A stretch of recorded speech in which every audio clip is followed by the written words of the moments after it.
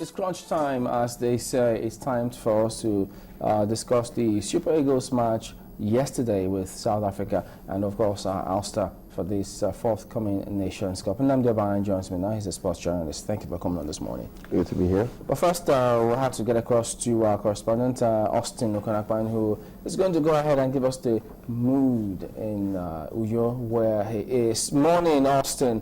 Well, yes, indeed, it's sad news. Everyone knows that by now. But what's going on where you are now? Good morning.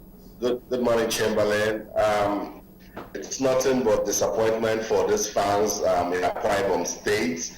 Akwa Ibom used to be very calm, but now it's calmer. And I was asking someone yesterday, we're talking about how the fans disappeared from the stadium in Point now. That's the same thing that happened yesterday at the Akwa Ibom International Stadium.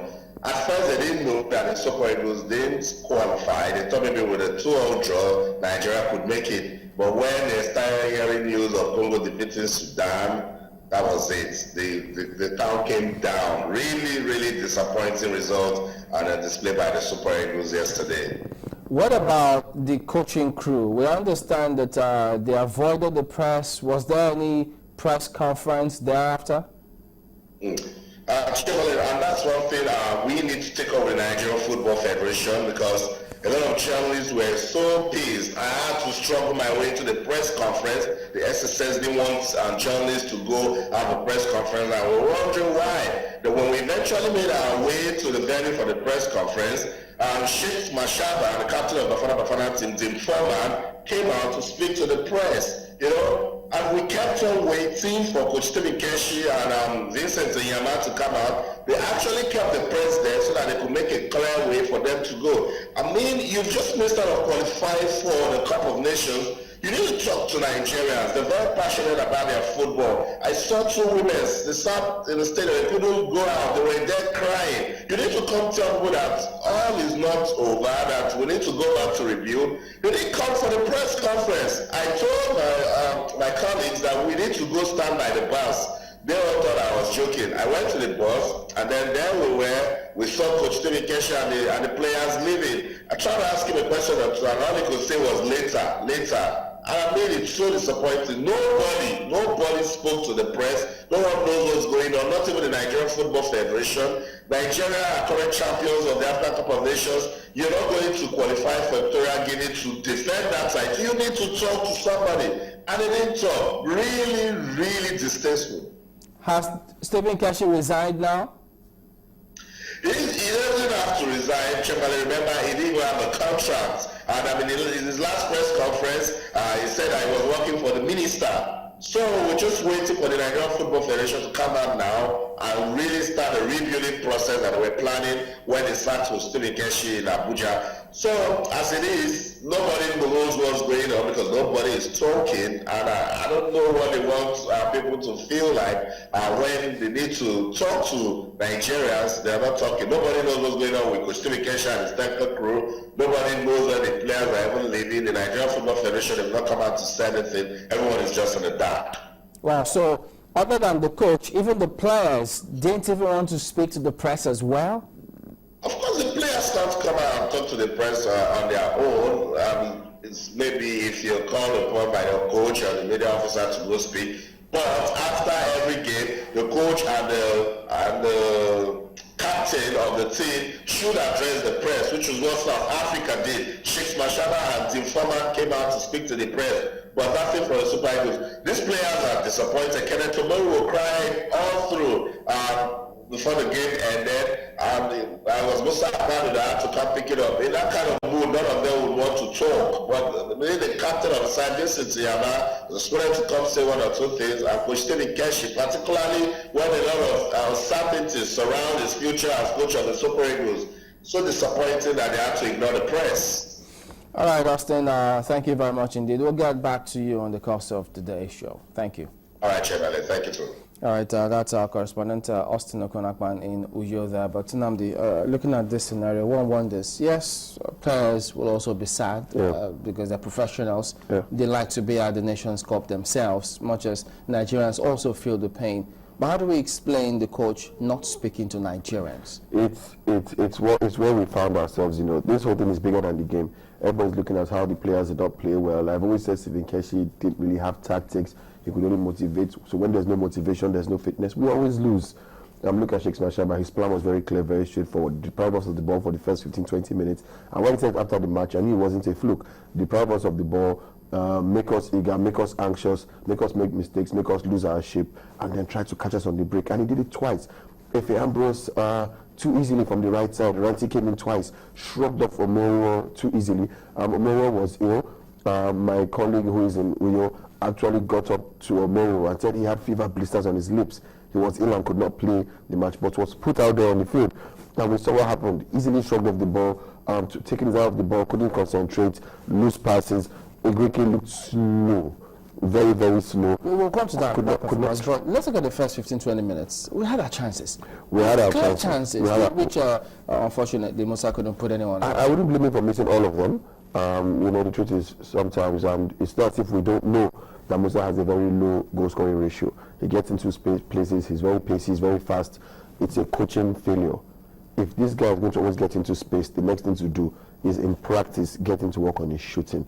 Roll the ball, let him run onto it and latch onto it and take a shot with his first touch. Let him get the ball, let him do ball work on that particular thing, shooting. He's fast enough, he's quick enough. To be fair to him, he has a good knack for running into space. The problem is the shooting. But he also needs to just, at that final third, just calm down. That's where the coaching comes in. Don't lose your concentration and pick your spots. It's chunking and muscle memory. These things come from training. It becomes a habit. So it becomes second nature and instinct when you get in the box to calm down. But that has never been coached. That has never been trained into him. And don't forget, he's not playing behind the striker as he does for his club or playing as an out-and-out striker. He's playing as a very wide wing forward. Keshi has gone back to that mistake he made just after the Nations Cup, setting up that formation where you have three strikers who are three wide men when you don't have a midfielder that would push up and give them an extra man to play with at every given time. So again, we had three alternative strikers. So Ake Uche would have the ball. What was Mikel and Lawal doing? Too deep. Too deep, always too deep, never on the edge of the box. Mikel towards the end of the game tried some late forays, but of course wrong decision making. Again, like I said, coaching failure. You can't have two players, your fullback and your wide player free on the wing, and you're trying to thread the ball through the eye of a needle. We don't train for set pieces. South Africa were very comfortable to give us fouls anywhere on the pitch we liked because we weren't going to use them. So it's for that, it's a coaching failure, not totally a player failure. I'm not surprised that Keshi didn't show up at the press conference. It's not the first time. The recipe for disaster started long before the match. Yeah, but not showing up for press conference. It's some would describe it as that's insulting to Nigerians, and it's that's where Keshi gets the stigma of being arrogant. Because at this point in time, you should be apologizing to Nigerians. Sheikh Mashaba showed up. Sheikh Mashaba showed up. We've seen even before Sheikh Mashaba, Anderson, who was South Africa's coach, they all show up. That's terrible results. He showed up. It's discipline. But the problem now is Keshi is not, quote unquote, answerable to the NFF. For the first time ever, the NFF, who I like to bash a lot, are almost blameless. Because we've seen government interference come and scatter this team. The NFF removed Keshi, brought in a caretaker team, brought in people, team coordinators, media officers. Keshi came, overturned everything. Everything was ratified, quote unquote, from above. We saw the match turned into a rally. We heard that, if you watch the match, you will see empty seats. We heard that a hotel where this is subject to confirmation. Commissioner for sports in the state was staying. The tickets were being hawked in front there at black market prices, so people couldn't even get tickets. There were people who were stranded outside the stadium, couldn't get into the match. So if that kind of indiscipline exists at an organizational level, why are we expecting anything from Keshi? Like I say, it's politics over policy. At player level, the policy of teamwork and unity is not there. It's politics. Who wants to play, who wants to be captain, who wants to make the coach happy. At coaching, politics over policy. Instead of Keshi to bring the proper players, have a policy on home base, foreign, form, goals and all that to choose his players. It's about politics. Who does he want? At federation level, politics. We don't like Keshi doesn't like us, and this started before this current board. Politics is there instead of proper policies to make sure that the Super Eagles play well. Gone.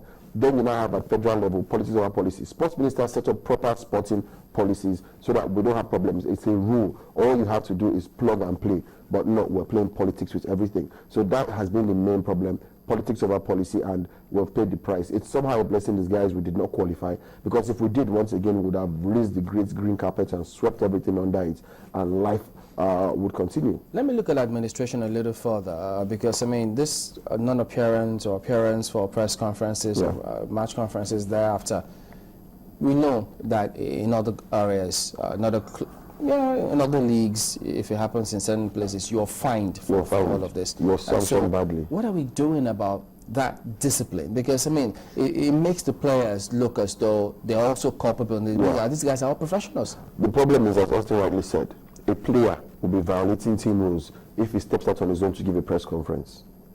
He has to be called upon by the media officer or nominated by the coach to speak with him. Usually it's the coach, the team captain, and the coach can nominate anybody. So now not even a word from even the media officer? Again, in all fairness to Ben Alaya, is a nice guy. He does his job well. He communicates with media people well. But how can the media officer now be independent when he was brought back by Keshi? This is not a media officer employed by the Federation. Remember, Toyibute was brought in, Keshi overturned that. So this media officer is, whether I like it or not, answerable to Keshi, and whoever Keshi claims is answerable to. So how can he step out of line to make arrangements parallel to Keshi's wants? That's the situation you have on ground now. So we then ask ourselves, what are we doing to ourselves? Do we think that if we continue running things this way, players will walk into the field and give us that magic performance when we don't have administrations right? Unfortunately, Lock and Fire Brigade approach has brought results in the past, and we are too used to it. We've forgotten how to build and develop to the point where you can have a proper team. Sheikh Machala, people say, no, he's turned South Africa to a fantastic team. He didn't turn it to a fantastic team. All he did was brought back their spirit and make them play the way they play at local level, what they are used to, their flair football. The former coach Ingerson did not do that. He wanted a more European, formal, knock the ball forward, crossing style. But what he did was he created a fitness mentality. So Mashaba inherited a lot of fit players who were used to teamwork, then brought in camaraderie and fun, and suddenly you had a fantastic team. So it's a building process. Each coach has done his job. If Ingerson wasn't effective, why did Mashaba maintain his captain, deputy captain? Because he had done something. Nigeria, that transition, that progression is not there. It's changing coaches randomly. When it's time for the World Cup, you start looking for European journeymen, like I would always say, from backwaters and from European backwaters to come and take an amount that's not really the amount, so we can share money. This time, the NFL came up and said, we want to do something different. I always like people on their word, so they do the opposite, so I can be very quick to slam them. And it was overturned by the minister. You know, Keshi feels himself answerable only to ministers, to presidency, and things. It's, where's the organization? Because if you listen to what he said, that Keshi said he's working for the minister. No, I don't get that. In every football federation, there's a structure. NFL presidents, the executives, the coach is answerable to them. You know, like I said, it's like a company. The coach is the line manager. In his department, his captain, his coaches are his managers in his department. His captain is his supervisor, and then he has his workers, his team players. The PR of the company is another branch entirely. That's your media officer, your logistics, that's your team coordinator, that's an officer. You are production. What are you producing? Your product, Super Eagles. Yes, the company makes Super Eagles, but on the production floor, the coach is in charge. Now, when the coach on the production floor leaves his place to start liaising directly with, in this case, who would be the MD, it means that the head of the overall director in charge of operations cannot control that manager. So you have a failure of structure now. The organogram has been scattered.